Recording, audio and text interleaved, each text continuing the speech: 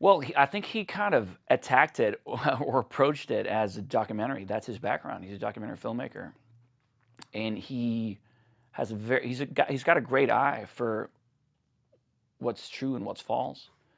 Um, and as an actor, 'cause I'd seen his documentary, Murderball, and I thought it was brilliant. But this is his first narrative feature, so I couldn't watch his previous films and be like, all right, I get a sense for how he is with actors, um, so it was all about chemistry. Like I was in New York shooting What Maisie Knew, and Henry happened to live the building next to my hotel, so he would just pop over and we would sit and chat in the lobby and talk about Derek, the relationship, and everything. And I just got really excited about working with him. He's a brilliant man and a very sweet guy. So I just felt like this is a guy I want a creative relationship with, but I also want him as a buddy. He's a really cool guy to be around.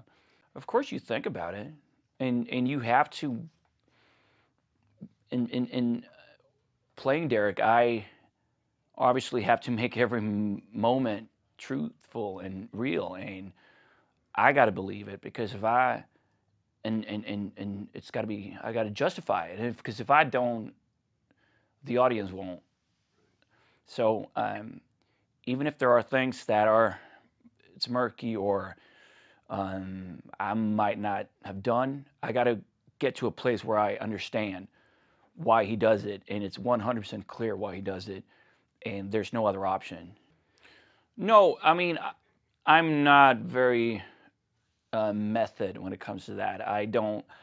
Um, I like to breathe in between setups and stuff, and it helps actually, especially when you do something like Disconnect or I did a movie called Melancholia 2 years ago. That's about the end of the world, so it's also pretty dark.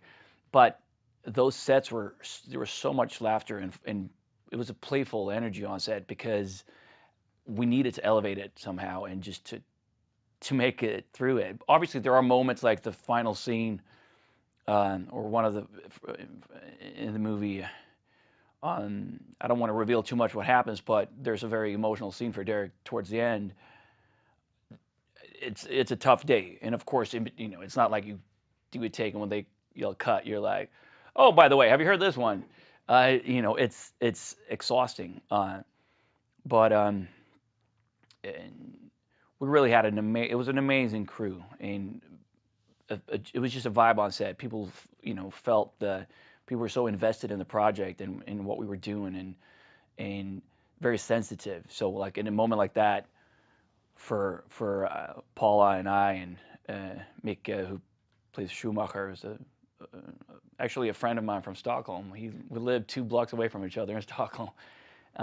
He's in the film, and uh, everyone felt like it was a very intense scene that those last, or actually 2, 3 scenes towards the end, that people were very, obviously it changed a bit, the vibe on set then, but it was a wonderful experience.